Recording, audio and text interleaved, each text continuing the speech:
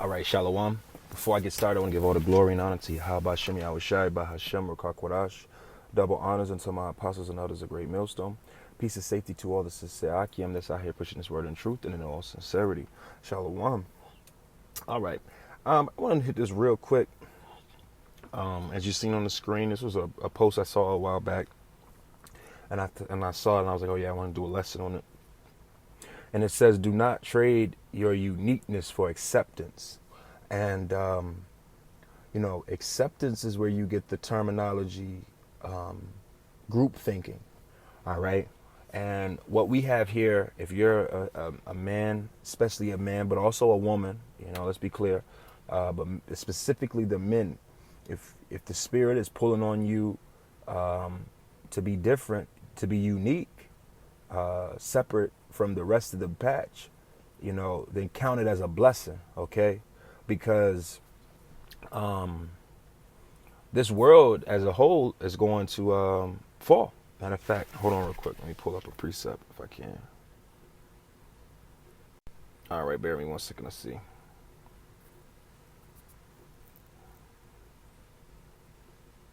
This is Matthew 7:13, and it says, "Enter ye at the straight gate, for wide is the gate, and broad is the way that leadeth into destruction, and many there be with go thereat." So the broad way, right, which is the wide way, right, where a majority of the people will be heading, is the way unto destruction. So if the Lord called you to go the straight gate, the hard way, the unique way, then that makes you special. And we're going to go into that, all right?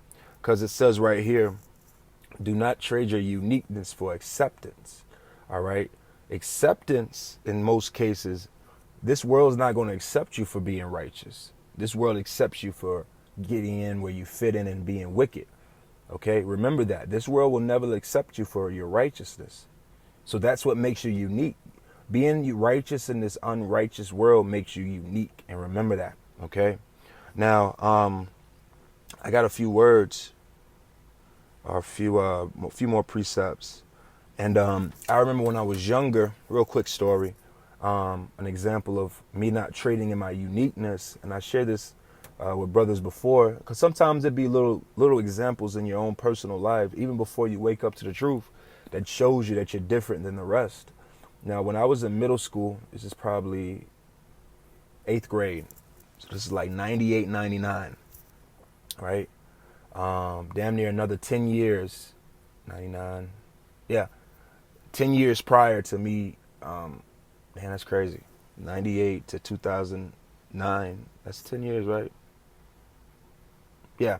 Another 10 years. That's crazy. So when I was younger, this is after Columbine.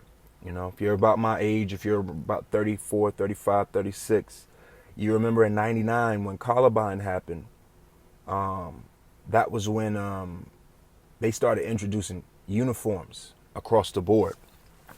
As when schools started making kids wear collared shirts and khakis for safety precautions. Because why? The Columbine kids came in wearing trench coats and things of that nature. So there was a whole new emphasis on dress code. So I remember fast forward, make a long story short, my parents ended up writing this letter to the Board of Education where I grew up at, and basically told them that this was inhumane, this is taking away individuality, yada yada yada.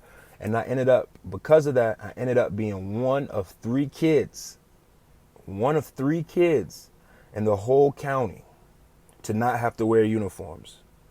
One of three. I'm talking about of all middle schools and elementaries in that county. This is some county with like one or two schools or whatever, okay? So, and I'm not saying this just about me. There's a point to this. I had a childhood friend. It was a she, right? And her family and my family were cool. And they were like, they were like, yeah, I agree with you. This isn't right. You know what I'm saying? Like, da-da-da-da. And then the kid, her parents wrote a letter, same as mine. My parents told her what to do, the whole nine, right? This child, she's a woman now, but at the time, because she didn't want to feel different than everybody else, her friends, she opted out to still wear her uniform, even though her parents fought for her.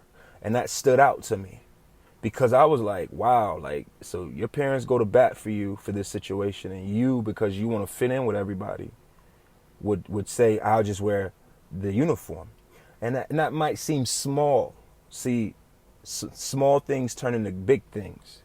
You know, you defeat little battles to give you the confidence to defeat bigger battles. These were little things in my spirit, in my walk, that helped me become comfortable with walking in a different direction. Matter of fact, that's a spirit. I forgot a precept that I wanted, and it just came to me. Bear me 1 second.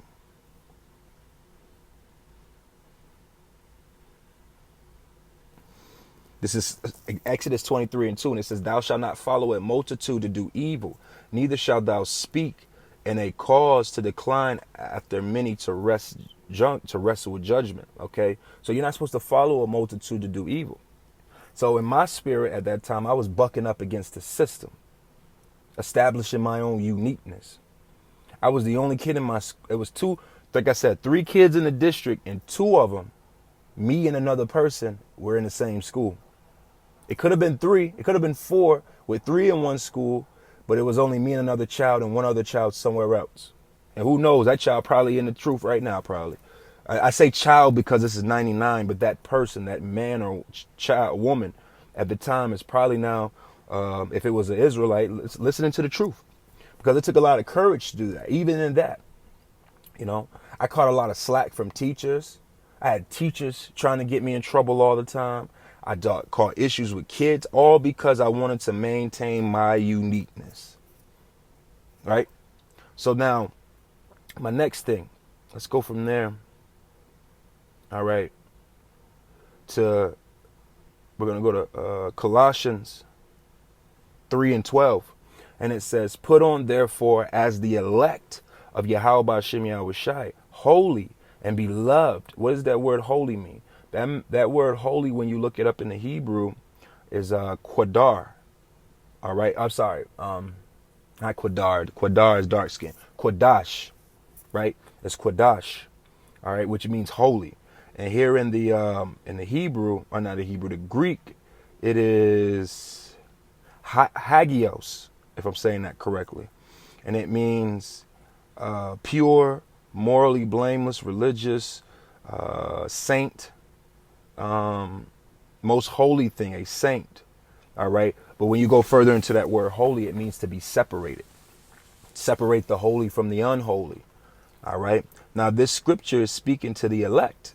And I read it again. It says, put on, therefore, as the elect of Yahweh B'Shem Yahushai and beloved.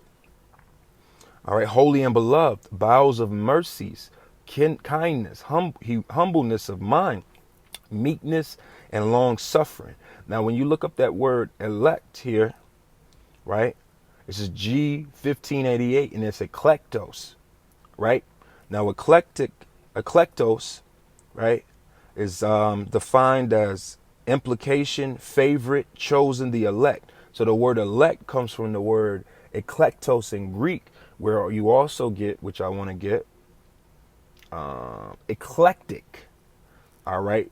Eclectic meaning deriving ideas, style, or taste from a broad and diverse range of sources, denoted or belonging to a class of ancient philosophers who did not belong to or found any recognized school of thought, but selected doctrines from various schools of thought.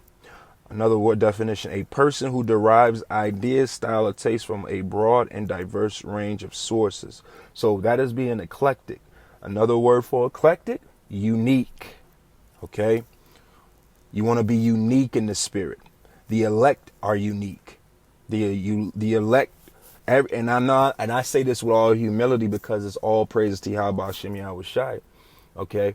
And I'm pretty sure this applies to a lot of individuals, men and women that listen to this word, is that sometimes people will be like, you're not real to people. Like, people look at you and they try to figure you out, try to understand you better. Like, this person is completely different than anybody I've ever met in my life. because that's the spirit of uniqueness in you. That Lord willingly, that spirit of uniqueness can transpire into or what's the word? Transpire is cool. Transpire into you being and also myself into being part of the elect. Now, unique is defined as single, solitary, only, single, soul, alone of its kind, unique. Oh, those shoes are unique. Why would somebody think about it like this? You think about a car, right? Have you ever heard anybody say that Honda Accord is unique? Unless they did. I'm talking about factory. I'm not talking about somebody doing now. If a person does aftermarket stuff, they change the color, change the rims, change the wheels, change the exhaust, change the interior. That car would then become unique because it's solo or separate from what came off the factory production line. Something is unique is considered a few. All right. Nobody's ever looked at a Kia and said that is a unique car. Nobody has ever looked at a. I had to pause it. But uniqueness, okay? So you want to maintain that.